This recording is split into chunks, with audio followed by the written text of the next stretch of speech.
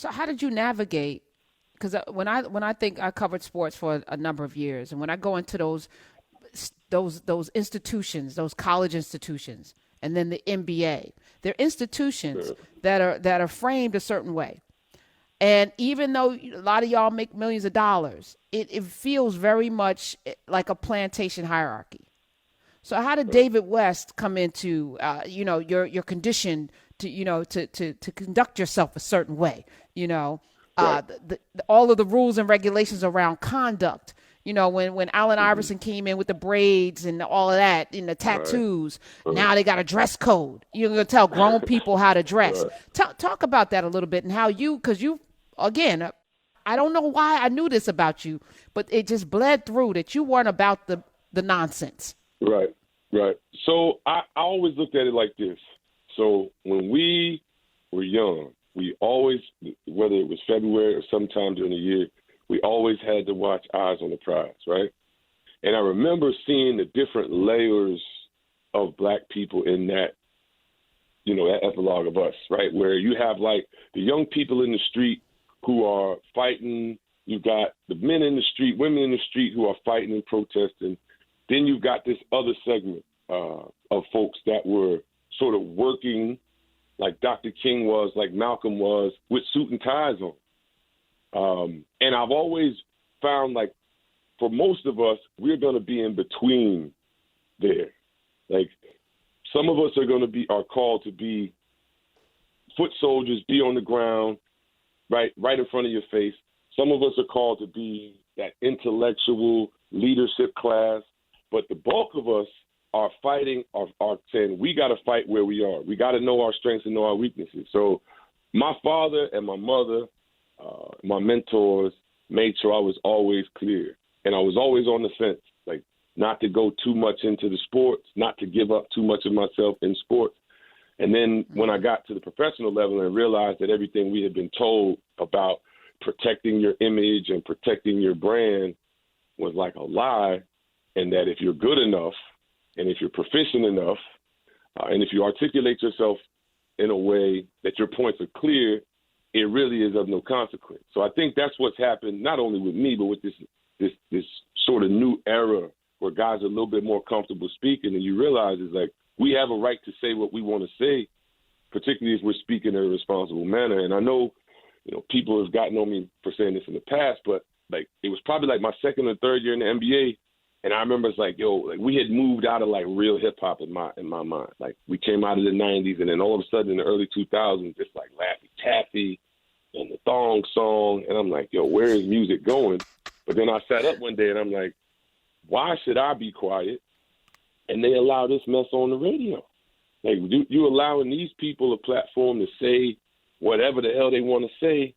If I'm on my platform, and again, I was never a superstar in the NBA. I never commanded the bright lights. You were a I made a two-time good name All-Star for though, myself. David West. Two-time All-Star. Right, but there's levels to it. I mean, I've never been blind to that. Like LeBron is who he is. These other guys with these massive platforms are who they are.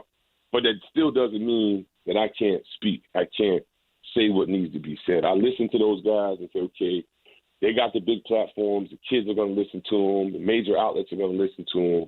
But I'm going to add what I know folks need to hear at times, and that's how I would navigate. I was a behind the scenes warrior for the players.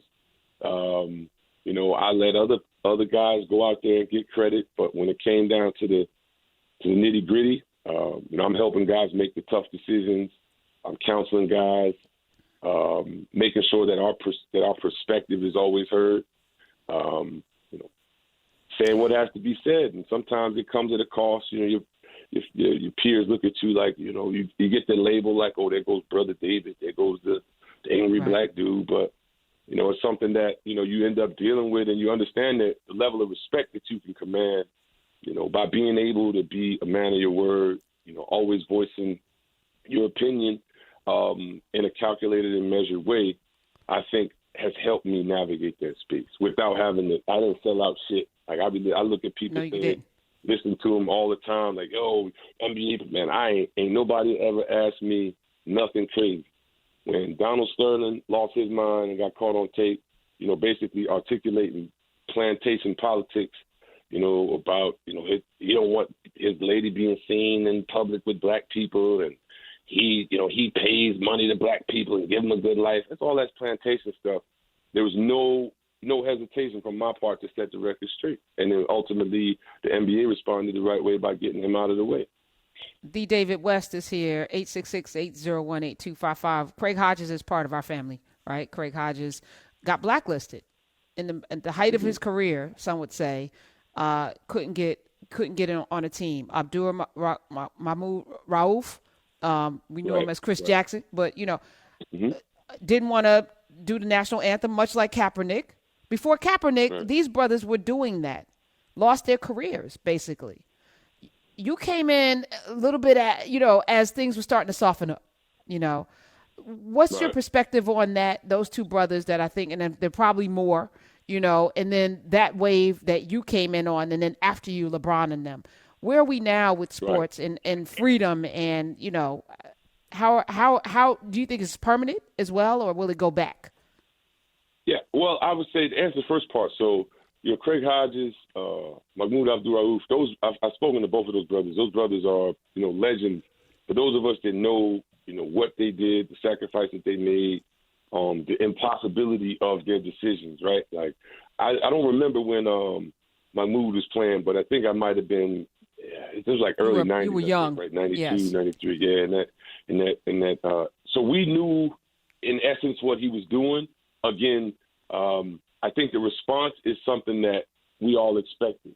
And I remember even as my grandmother, my mother's mother, got older, she would talk about. Like, what these folks are going to do. How they're going to respond. So that was one. That's the way I've always looked at it. Like, even with Kaepernick, right? We knew they were going to respond this way. We knew that that brother was not going to maintain his opportunity. Whatever they try to do now, to me, is just it's all garbage. He is on the right side of history. There's no sort of corrective measure that the NFL will ever make that will put them on the right side of this argument. So, what I've tried to do, again, is know who I am, right? Be who I am. Try to be that publicly, loudly. I've got because I was so young, I got a bit of a different attitude toward protest themselves. But I still appreciate the symbol that Kaepernick is, that Mahmoud Abdul Rauf was and is, and Craig Hodges ultimately was and is. And those brothers are going to get their due. It's coming. They haven't got their just due yet, but it's coming. And I think for the players now, I'm honest. I'll say this. I always felt like I was by myself during my time in the NBA. It was only a couple guys that I was able to really connect with on a deeper level. And then, when you hear people saying stuff about you, and how people feel about you privately. Maybe they don't have the courage to say it publicly, but privately, how they feel about you. It's a different space to be in. And when I came in the league in 2003, all we were hearing was, you got to do this, you got to do that, you got to be aware of sponsors, you got to be careful of making yourself coming off as standoffish. There were all these trigger things. And then for me, it was my second year in the league. The chairman of our organization, basically walked in the meeting and told us that we all had to stand and put our hands over our heart during the national anthem. And I was like, man, you out your fucking mind. Like, straight like that in the meeting. I was like, I'm not doing it. I gave my whole 15-minute spiel about the history of this country, why I'm not doing it. And that was the end of the matter. So, it was never something that came. But I remember just feeling like, I'm in here by myself. I'm not going to, let anybody else speak for me. It's what I feel like I need to say. And I always felt like that in the league. But now it seems like there's more guys that are a little bit more aware, and they're a lot younger. And it's profitable, right? And they're a lot all younger. of a sudden. Look at that. Kaepernick's made more money another off the field. Come on. And Drew McCaskill's here, 866-801-8255. David West, number 30, is with us. Drew, you had something you wanted to, I saw your finger. No, I was definitely going to say, what you're talking about takes, some self-awareness, and it takes a lot of courage. You know what I mean? I'm always thinking about listeners who are thinking about how do I make an impact where I'm at right now, whether that's on a job or at work or in a community group or whatever. How do I stand up for what I believe in and what's right? I mean, talk a little bit about what you said before about doing so strategically. And I think that that's really, really important, because it's not just about saying what you got to say, but really being intentional about when you say it, how you say it, who you say it to, right? And so can you talk a little bit about how you thought about that strategically too? Yeah, so there's these stigmas that come with athletes, right? Like, we can't speak in front of cameras, we're terrible with the media, uneducated, bad with money, we're all womanizers. I've seen reporters basically making comments about how this guy's going to get arrested in 2 years. I think somebody made that comment about Cousins when he was drafted. On his draft day, I expect him to be arrested in 2 years. Like, people have these awful stereotypes about us, and I'm aware of those. And I'm not trying to play to anybody's sensibilities. What I'm trying to make sure people understand is that we are the most complex people on this planet. We have the oldest history, right? So you have more stories. We have more information informing us than other groups do. Whether or not we recognize it or not, our history is informing us in a way that allows us to continue to survive, continue to thrive, to continue to be the leaders of culture and trends and all that stuff. It's because of our history, right? And our history is informing the stuff of us. So having that consciousness and then knowing, like, certain spaces haven't been open to us, certain platforms haven't been available to us, certain opportunities haven't been in front of us. And I've always been somebody that if that opportunity presents itself, I want to be able to step into it and then represent who I am and what I believe at the highest level. So it's not about, I always tell people, like, people always ask me, D, how do you do it? And I'm like, man, I'm a black person. I'm an African American person. I have an African heritage because of the history of enslavement in this country. There's nothing wrong with knowing that story. So many of us we're just uncomfortable with knowing more about our greater story. And I've never been ashamed of that. So I don't have to walk around, with the kente on or a dashiki or anything. It's literally, if we talk, you'll understand my Africanness coming through. You'll understand the pride that I have in my heritage coming through the way that I represent myself, and I represent my name, I represent my family. Like, that's what, for me, has always been about. So people look at me and, like, people size me up and try to say, hey, man, and I'm like, bro, what do you want to know? What's the conversation we need to have, right? Because it's like, if you can wear all the stuff you want to, but you could still be, championing white supremacy. That's right. But if you are who you are and you're resolute in that, and I'm just thankful that I was able to get there at a pretty young age. Understand again, I grew up in Teaneck, New Jersey, but my mother, we would be in Bushwick, New York every weekend from the time I was 0 till I was 13 or 14 years old. We went to Pilgrim Church in Bushwick.